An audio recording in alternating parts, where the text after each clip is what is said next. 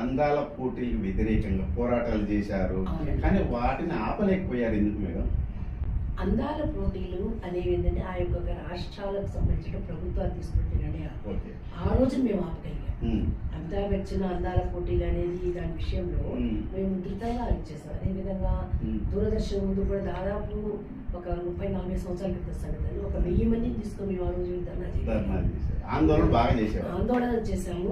ఒక ఆందోళనతోటి వెంటనే ప్రభుత్వాలు తల వంచుతాయి అనుకోకండి. ఒక ఆందోళన చేయడం మొదలుపెట్టిన తర్వాత ముందు ప్రజల్లో దాని పట్ల ఒక అవగాహన స్టార్ట్ అవుతుంది.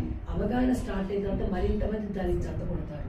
మరింత మంది జతపడిన తర్వాతే ప్రభుత్వాల మీద ఒక ఒత్తిడి అనేది పెరుగుతుంది.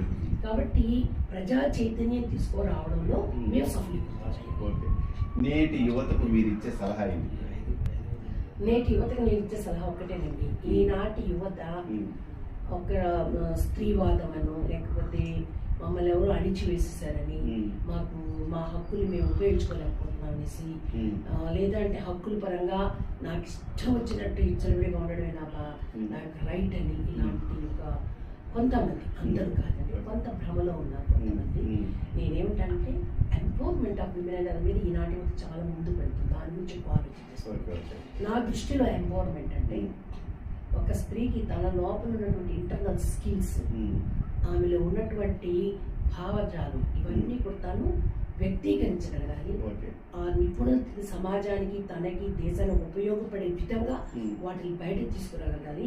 దాన్ని నేను ఎంపవర్మెంట్ అంటాను. ఎందుకంటే పవర్ అంటేనే శక్తి. శక్తి అనేది స్త్రీకి ప్రతీక. కాబట్టి స్త్రీ తనలో ఉన్నటువంటి ఇంటర్నల్ క్వాలిటీస్ ని, ఆ సద్గుణాలని బయటకు తీసుకొచ్చి తన కోసం, తన కుటుంబం కోసం, తన సమాజం కోసం, తన దేశం కోసం అన్ని రంగాలను, వ్యక్తిగత రంగాలను అన్ని రంగాలలో దాన్ని అందించగలిగేటటువంటి స్థితికి ఆమె వెళ్ళగలిగితే దాన్నే నేను ఎంపవర్మెంట్ ఆఫ్ విమెన్ అంటానండి. మహిళలకు ఎవరు ఈ చేయూతని ఇవ్వాలండి? ఇంటి వాళ్ళు ఇవ్వాలా, ప్రభుత్వం ఇవ్వాలా? మన దేశంలో సార్ మన రాజ్యాంగం చాలా ఇచ్చింది, మన చట్టాలు చాలా ఇచ్చాయి. కుటుంబంలో ప్రధానంగా కుటుంబంలోనే చిన్నతనం నుంచి పురుషుడు వేరు, పిల్లాడు వేరు, పిల్ల వేరు అనే భావన లేకుండా ఇద్దరు కూడా సమానమే. ఆ బిడ్డ యొక్క మగపిల్లవాడు కానివ్వండి, ఆడపిల్ల కానివ్వండి, వాళ్ళ యొక్క శారీరక సామర్థ్యాన్ని బట్టి లేదా వాళ్ళ మానసిక సామర్థ్యాన్ని బట్టి, వాళ్ళ శక్తిని బట్టి వాళ్ళు ఏ పనులు చేయాలి నిర్ధారించాలి. అంతేగాని నువ్వు ఆడపిల్లగా డివైడ్ చేయాలి, నువ్వు మగపిల్లగా డివైడ్ చేయాలి అనే భావన ఎప్పుడైతే కుటుంబాలు వెళ్ళిపోతుందో అప్పుడు మనం అనుకున్న విధంగా ఒక మార్పు అనేది వస్తుంది.